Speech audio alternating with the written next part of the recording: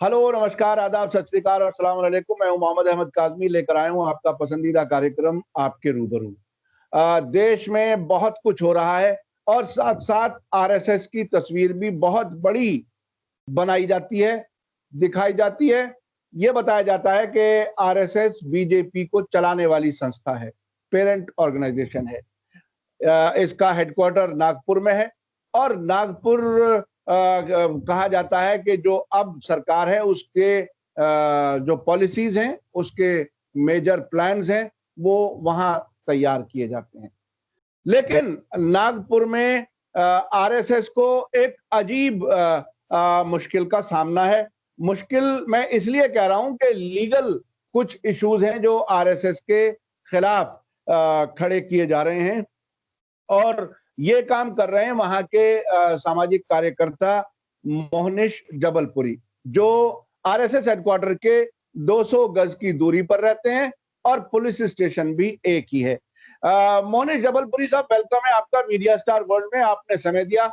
आप ये बताइए कि ये आरएसएस का जो ट्वीट था, जिसमें जो 23 मई को ट्वीट था, उसमें बताया गया था कि बहुत बड़ी तादाद में उन्होंने राशन किट बांटे हैं, फूड पैकेट्स बांटे हैं, उस पर आपने कोई सवाल उठाया है। वो क्या है आखिर? आप क्या आरएसएस ने जो कुछ दावा किया है, क्लेम किया है, क्या उसे आप ठीक नहीं समझते? क्या वो जिस काम को करने की बात कह रहे हैं, क्या वो ठीक नहीं है? आखिर आपको क्या ऐतराज है आरएसएस के इस दावे में? सबसे पहले तो सर मैं आरएसएस को सिर्फ आरएसएस नहीं, असंवैधानिक आरएसएस कहना ठीक समझूंगा, क्योंकि ये जो एक नियमानुसार सबको अपने यहाँ पे रजिस्ट्रेशन करना होता है सामाजिक संस्थाओं को, ताकि वो समाज कार्य करे। समाज कार्य करने के बाद में जो उनके पास में फंडिंग होता है, वो फंडिंग का वो ऑडिट भी करे। तो इसलिए वो होती है संवैधानिक संस्था। जो बहुत सारी संवैधानिक संस्था अपने यहाँ पे जो लोगों से फंड लेती है, फंड का ऑडिट देती है, और वो फंड उन्होंने कहाँ खर्चा किया, जैसे सीएसआर फंड है या अदर कोई भी फंड है, या कोई अपने मन से देता है कि कोई संस्था बहुत अच्छा काम कर रही है, इसलिए वो संवैधानिक संस्था हो गई। आरएसएस को मैं और पूरी दुनिया असंवैधानिक आरएसएस बोलेगी, क्योंकि इनका कोई रजिस्ट्रेशन नहीं है। ठीक है, तो ये असंवैधानिक जो संस्था है आरएसएस, इसके लिए मैंने आरटीआई भी डाला था नागपुर के धर्मदाय आयुक्त ऑफिस में। वहां से पता चला था कि ये रजिस्टर्ड नहीं है नागपुर में। इनका बेस है, हेड बेस है, हेडक्वार्टर है, वहां पे ये रजिस्टर्ड नहीं है। तो अभी का जो प्रॉब्लम है, अभी का जो इशू है, वो ऐसा है कि इनका एक आरएसएस नाम से इनका ट्विटर अकाउंट है, जिसमें लगभग लगभग इनके पास में 2 मिलियन इनके फॉलोअर है। ये खैर किसी को फॉलो नहीं करते।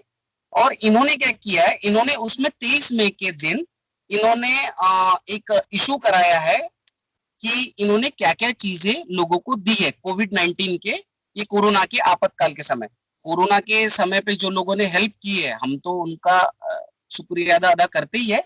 पर मैं आपको बताता हूँ ये असंवैधानिक संस्था आरएसएस ने क्या किया है। इन्होंने बताया कि इन्होंने रेशन किट का जो डोनेशन किया है फैमिलीज को, वो 1,10,55,450 किया है। अगर हम एक रेशन किट की अगर हम कीमत लगाए तो लगभग लगभग हम 500 रुपए तो लगा सकते हैं कि एक तेल का पैकेट ले लिया, 10 किलो चावल ले लिया, गेहूं ले लिया। खैर उससे ज्यादा होता है, पर हम हल्दी मिर्च के पैकेट हो गए, हम 500 रुपए पकड़ते हैं। तो 1,10,55,450 लोगों का, देखिए इन्होंने बराबर 1, 2, 3, 10 का आंकड़ा 5 ऐसा भी काउंट किया है। तो वो हम लगभग लगभग बोल सकते हैं कि वो 500 करोड़ का है। ये एक चीज। इन्होंने मील पैकेट्स यानी इन्होंने खाने के पैकेट डिस्ट्रीब्यूट किए। इनका ऐसा कहना है कि 7,11,46,500 लोगों को किए। तो एक पैकेट 50 रुपए का तो आएगा। तो आप वो भी सोच लीजिए कितना होता है। इन्होंने ऐसे सारी चीजों का इन्होंने ये बताया है कि जो खर्चे बताए, अगर हम उसका कैलकुलेशन निकालें तो लगभग 1000 करोड़ के ऊपर जाता है। तो ये 1000 करोड़ कहां से आया, इसकी भी एक अपने यहाँ पे मालूमात होनी चाहिए। तो उसके लिए मैंने जो चैरिटी कमिश्नर ऑफिस है उनको मैंने कंप्लेंट की है कि इनका ये रजिस्टर्ड नहीं है, तो इनका कोई बैंक अकाउंट नहीं है। बैंक अकाउंट न रहने के बाद में इनके पास में ये 1000 करोड़ रुपए, जब लॉकडाउन था 23 मई को लॉकडाउन था, हम घर से बाहर नहीं निकल पा रहे थे, ऐसे समय इनको 1000 करोड़ रुपए किसने प्रोवाइड किए? इनको आया कहां से? हवाला से आया, क्योंकि इनका बैंक अकाउंट नहीं है, तो जाहिर सी बात है इनका बैंक ट्रांजेक्शन तो हुआ नहीं है। तो इनको पैसा आया कहां से? हवाले से आया, किसी ने कैश ला के दिया, वो भी लॉकडाउन के समय पे। इसको हमको गौर करना पड़ेगा। जब हम लोग बाहर नहीं निकल रहे थे घर से, इनको 1000 करोड़ के ऊपर इनके पास में पैसा आया, तो ये पैसा कहाँ से आया? ये चीजें करना, इन्होंने इसमें अपने वॉलंटियर्स का भी जिक्र किया हुआ है कि इनके पास में कार्यकर्ता उस समय पे काम करने वाले जिन्होंने किए 4,79,900 150 थे। तो इनके पास में जो कार्यकर्ता होता है, मैं आपको एक चीज इनके कार्यकर्ता के ऊपर बोलूंगा, यानी समाज कार्य करने के वक्त इनके कार्यकर्ता ये काउंटेबल बता देते हैं, और जब इनको क्राइम करना होता है तो नाथूराम गोडसे बता देते हैं। इससे तो हमारा कोई संबंध ही नहीं था। तब इनका जो कार्यकर्ता अगर कोई क्राइम करता है तो नाथूराम गोडसे होता है। ये रियलिटी है, ये आरएसएस की बहुत गंदी रियलिटी है कि जब इनको क्राइम करना होता है ना, तो इनका कार्यकर्ता नहीं था। और ये सोशल एक्टिविटी में काउंट करके बता रहे कि 4,49,000 सो इतने लोग हमारे यहाँ पे काम करेगा। इनके मैं कार्यकर्ताओं के ऊपर भी आपको एक चीज बताना चाहूंगा।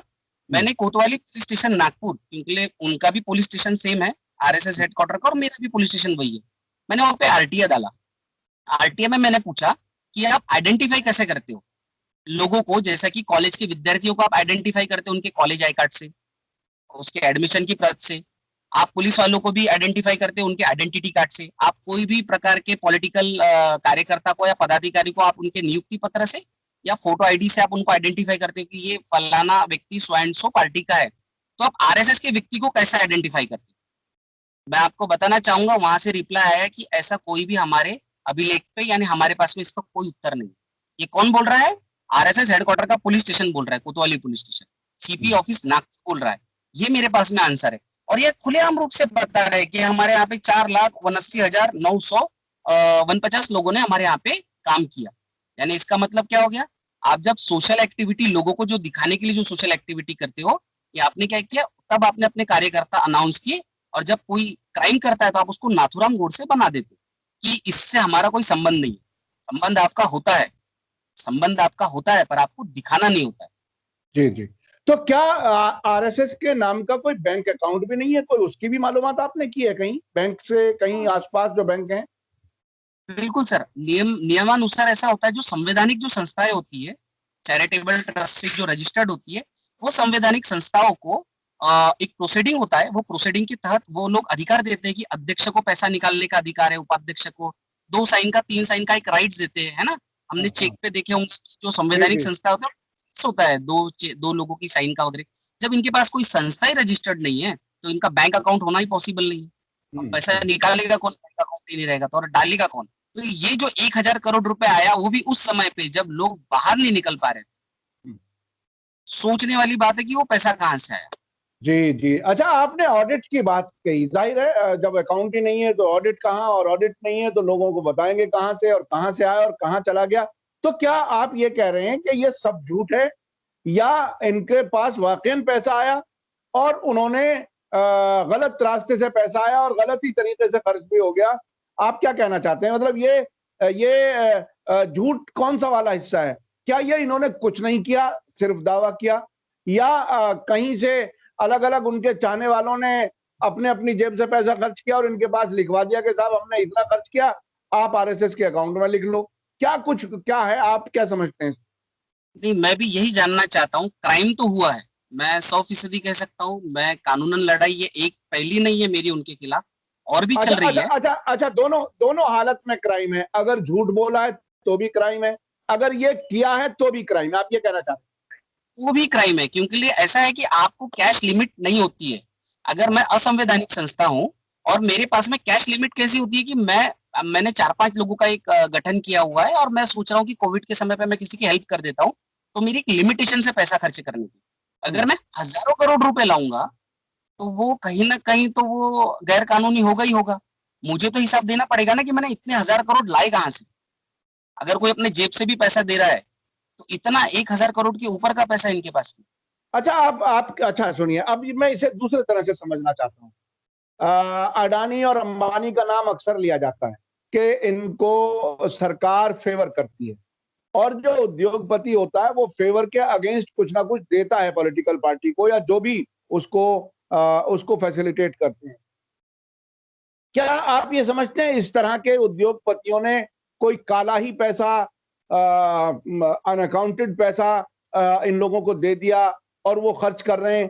या रफाइल में जो बहुत बड़ी बड़ा घोटाला जिसको हुआ, जिसे रंजन गोगोई चीफ जस्टिस ने उसको साफ कह दिया कि नहीं, कोई गड़बड़ नहीं हुई है। किस तरह का पैसा हो सकता है ये? अगर अगर आया है तो किस तरह का पैसा हो सकता है? आपको ये तो क्या लगता है? ये इन्वेस्टिगेशन का पार्ट रहेगा। खैर, हम बोलने के लिए ये भी बोल सकते हैं कि पीएम केयर फंड का भी यहाँ पे इनको पैसा आया होगा, कि जो पीएम केयर फंड मैं में ये मैं लोग जो मैं यही सवाल करने वाला था कि पीएम केयर जब बना तो साथ साथ ये भी बता दिया कि इसका कोई सवाल नहीं करेगा, इसको बिल्कुल कोई ऑडिट नहीं करेगा। तो अजीब एक और अभी सुप्रीम कोर्ट ने भी कह दिया कि साहब ये पैसा दूसरी जगह ट्रांसफर नहीं हो सकता। तो एक जब कोई मुल्क को चलाने वाला होता है प्रधानमंत्री जैसे बड़ी पोजीशन पे, उसका तो एक एक पैसे का हिसाब सीधा सीधा क्लियर होना चाहिए। ये पीएम केयर में भी ऑडिट नहीं है और आरएसएस के पास रजिस्ट्रेशन नहीं है, बैंक अकाउंट नहीं है और आपके हिसाब से एक ही ऐलान जो उन्होंने किया है, दावा किया है, उसमें 1000 करोड़ से ज्यादा का खर्चा है। तो आखिर क्या है? फिर आप देश से क्या कहना चाहेंगे ऐसे वक्त में? और जो सिस्टम है आपकी जो का जो पुलिस स्टेशन है, महाराष्ट्र पुलिस, उस उसका क्या रोल है? आखिर उसे क्या करना चाहिए? हमको सर सबसे पहले आरएसएस को उसकी एक, हम कहेंगे, मैं एक सादी लैंग्वेज में बोलूं तो उसको हमने उसकी औकात दिखाना चाहिए, कि उसको हम ये दिखाना चाहिए कि आरएसएस के ऊपर संविधान है। आरएसएस भले ही मनुस्मृति पे चलता होगा, लेकिन आरएसएस को संविधान के अनुसार चलना पड़ेगा। उसको सारा चीजें, अगर वो भारत में चला रहे हैं तो उनको सारा हिसाब देना पड़ेगा। जैसे आतंकवादी संगठन होते हैं, वो रजिस्टर्ड नहीं होते। कोई भी आतंकवादी संगठन रजिस्टर्ड नहीं है। आप अगर उसी के तहत चलाना चाहते हो तो फिर आप अपने आप को, फिर हमको बोलो, हम आपको आतंकवादी संगठन के लिए हम आगे लड़ेंगे। नहीं तो आप इसका तो हिसाब दो सारे। जी, जी, जी। अच्छा, आपने आप समाज सेवा बड़ी गैर मामूली किस्म की कर रहे हैं और ऐसे वक्त में जब लोग, बहुत बड़े-बड़े लोग भी डर के बैठे हुए हैं। आपने एक तो ये कि आरएसएस के एक तरह से गले पर हाथ डाल दिया, गरेबान पर हाथ डाल दिया। इससे पहले आपने महाराष्ट्र के चीफ मिनिस्टर फडणवीस साहब का भी के खिलाफ एक केस डाला था जो एक्सिस बैंक वाला था। उसका क्या हुआ? उसमें उसमें क्या कुछ है? उसमें सर बात ऐसी है कि जो महाराष्ट्र के जो पुलिस विभाग के जो खाते थे, वो देवेंद्र फडणवीस सरकार के पहले नेशनलाइज बैंक से होते थे। देवेंद्र फडणवीस आने के बाद में इन्होंने 2017 में 11/5/2017 को इन्होंने एक सर्कुलर निकाला और पुलिस विभाग के पूरे खाते वो एक्सिस बैंक की तरफ लेके गए, और जिससे अब नेशनलाइज बैंक को नुकसान हुआ। अब एक्सिस बैंक की तरफ क्यों? क्योंकि उनकी वहां पे जो पत्नी है वो वहां पे उच्च पद पर है, डायरेक्टर है, वाइस प्रेसिडेंट है। तो कहीं उन्होंने फेवरिंग दिखाया है इस सारी चीजों के लिए, है ना। और आपको बताना चाहूंगा कि जो संजय गांधी निराधार योजना होती है, जो तलाकशुदा महिलाओं को, जिनके पति नहीं होते, उनको, जो प्रोस्टिट्यूशन से बाहर आई हुई औरतों को, अपंग व्यक्तियों को जो मिलता है संजय गांधी निराधार योजना का लाभ, ये पहले ऐसा होता था, पहले पोस्ट मास्टर के जरिए मिलता था ना। फिर उसके बाद में ऐसा हुआ कि वो बैंक अकाउंट के जरिए देना चालू किया। फिर बाद में मैंने न्यूज़पेपर में एक दिन पेपर हेडलाइन पढ़ी नागपुर में कि निराधार योजना में गोलमाल। उसमें 2 कॉलम थे नीचे में, मैंने 2 कॉलम पढ़ा तो आपको भी बताऊंगा तो आपको भी आश्चर्य होगा। उसमें लिखा था कि एक भी केस पेंडिंग नहीं, एक भी केस पेंडिंग नहीं, और ऐसे मिलता है लाभार्थी को अनुदान। अब एक भी केस पेंडिंग नहीं तो ये किसका होना चाहिए? संजय गांधी निराधार योजना की कोई अधिकारी का स्टेटमेंट होना चाहिए। एक भी केस पेंडिंग नहीं, ये स्टेटमेंट है एक्सिस बैंक के मैनेजर का। अच्छा। क्यों? आप गवर्नमेंट के पैसे में आप कौन हो बोलने वाले? आप तो प्राइवेट बैंक के कर्मचारी हो। और मिलता है लाभार्थी को अनुदान में ऐसा था कि गवर्नमेंट एक्सिस बैंक को देती है और एक्सिस बैंक डाइवर्ट करती है लाभार्थियों के अकाउंट में। तो इसको मिडलमैन आपने क्यों बनाया एक्सिस बैंक? आप एक्सिस बैंक के शेयर्स देखिए, देवेंद्र फडणवीस सरकार आने के पहले के और अभी के शेयर्स देखिए, लॉकडाउन के पहले के। लॉकडाउन में तो सारे शेयर धराशायी हो गए, तो आपको फर्क समझ में आएगा कि ये कहाँ पे ये कर रहे हैं। इन्होंने अपने पत्नी को कैसा फायदा पहुंचाया, यानी खुद के फायदे के लिए इन्होंने एक्सिस बैंक में अकाउंट ट्रांसफर किया। तो इसलिए मैंने केस की है, नोटिस इशू, हाईकोर्ट ने नोटिस इशू कराया इनको। अच्छा, ये बताइए कि मोहनिश जबलपुरी साहब, आपको ये सब करने की के लिए कैसे, क्यों आप इस झमेले में पड़े हैं, जो अगर सादा ज़बान में कहा जाए। मैं झमेला इसलिए कह रहा हूँ कि आम आदमी इतनी हिम्मत नहीं कर पाता। और क्या आपको धमकियाँ आती हैं? क्या आपको मारने की धमकी या किसी तरह की कोई धमकी आती है? आप बिल्कुल आरएसएस के दरवाजे के सामने खड़े होकर के उनको चैलेंज कर रहे हैं। आप अपने अपने आप को कैसे किस स्थिति में महसूस करते हैं? क्या क्या हाल है आपका? अंदर से आप कितने मजबूत हैं और बाहर से आपको कितनी थ्रेट है? सर, ये सबसे पहले अधिकार मुझे मेरे संविधान ने दिए। हमारे संविधान ने फंडामेंटल ड्यूटीज में मुझे अधिकार दिए हाँ, और मैं मेरे को फंडामेंटल ड्यूटीज का जो अधिकारों का मैं पालन कर रहा हूँ। ये अधिकार जो है, ये राइट्स है, मुझे संविधान ने दिए। और हाँ, जो जो संविधान के खिलाफ जाएगा, जैसे ये असंवैधानिक संस्था आरएसएस हो, चाहे कोई आरएसएस से जुड़ा हुआ व्यक्ति हो, मैं उसके हुँ। खिलाफ हमेशा खड़ा रहूंगा। ठीक है। ये और बची जी। हाँ, हाँ, बची धमकी वाली बात, क्या कोई धमकी आती है आपको? सर, धमकियां बहुत सारी है, जिनकी कंप्लेंट्स भी है। मुझे तो कोर्ट रूम के अंदर धमकी मिली है। हाँ, मैंने आरएसएस के खिलाफ 2 क्रिमिनल केस किए सर, जिसमें से एक बताना चाहूंगा कि ये जो अवैध शस्त्र पूजन करते, जो दशहरे के दिन पूजा करते हैं ये लोग, हाँ, दशहरे के दिन ये लोगों के पास में जो शस्त्र आते हैं, हुँ, जिस मोहन भागवत अभी पूजा करते हैं, इनके जो हुँ। प्रमुख है, मुखिया है गैंग के, जी, जी। तो ये गैंग के मुखिया मोहन भागवत जब वहां पे पूजा करते हैं, तब आप देखिए वहां पे शस्त्रों का एक जमावड़ा होता है।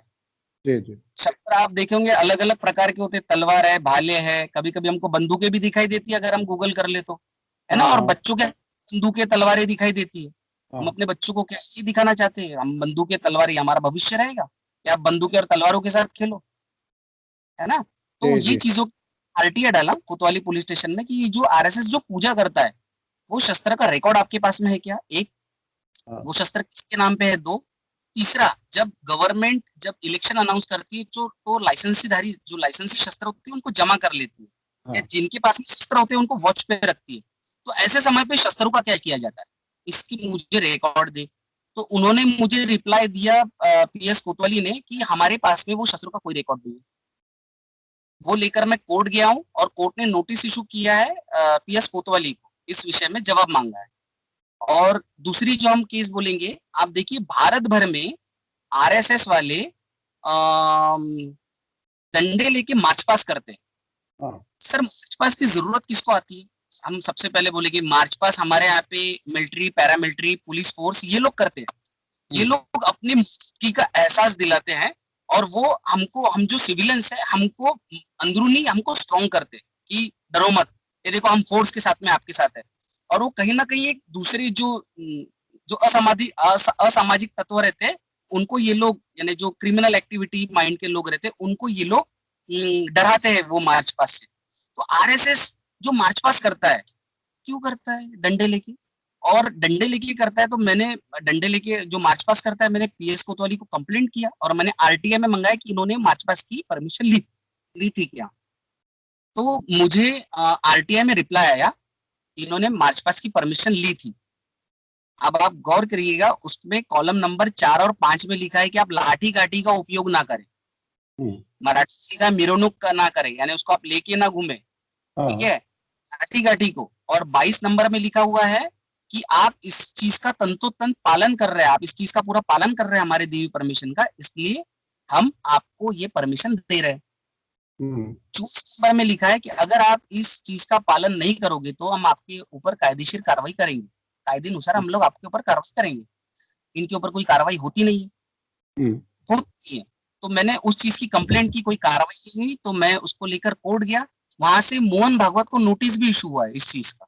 हुँ, कोर्ट ने अच्छा। नोटिस इशू, हाँ, कोर्ट ने इनको notice issue, notice notice notice कब हुआ है मोहन भागवत जी को? ये सर 2019 में हुआ है। और उसका कोई जवाब इन्होंने दिया? सर, उसका जवाब तो ऐसा होता है कि कोर्ट में मैं इन पर्सन खड़ा रहता हूँ और उनके उनके फेवर में आ जाते 15-20 वकील, और वही वहां पे चालू हो जाती है युद्ध वाली हाँ, स्थिति।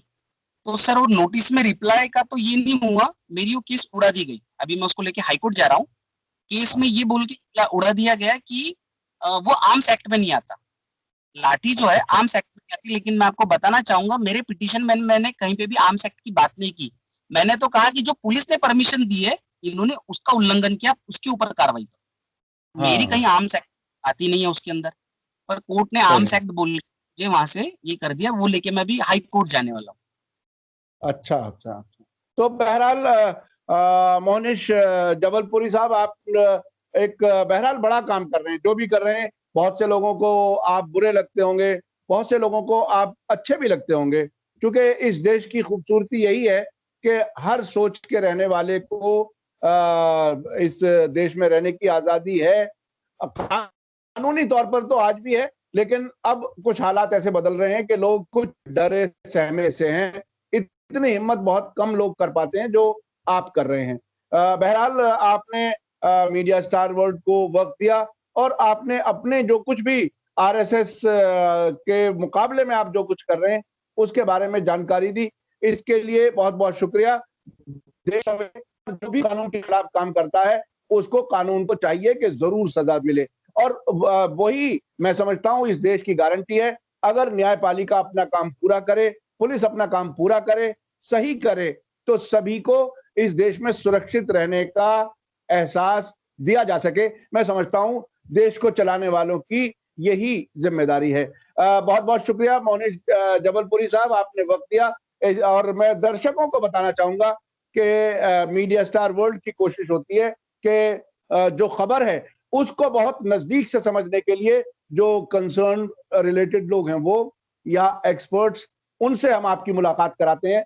आज आपको ये मुलाकात कैसी लगी कमेंट्स में जरूर लिखिएगा। और आखिर में मैं कहना चाहूंगा कि मीडिया स्टार वर्ल्ड के अगर आप यूट्यूब पर देख रहे हैं तो सब्सक्राइब कर लें और घंटी दबाना ना भूलें, और अगर फेसबुक पर देख रहे हैं तो हमारा पेज लाइक करें, फॉलो करें, ताकि आपको हमारी हर एक वीडियो की खबर सही वक्त पर मिल सके। इसी के साथ मुझे दीजिए इजाजत। धन्यवाद, शुक्रिया।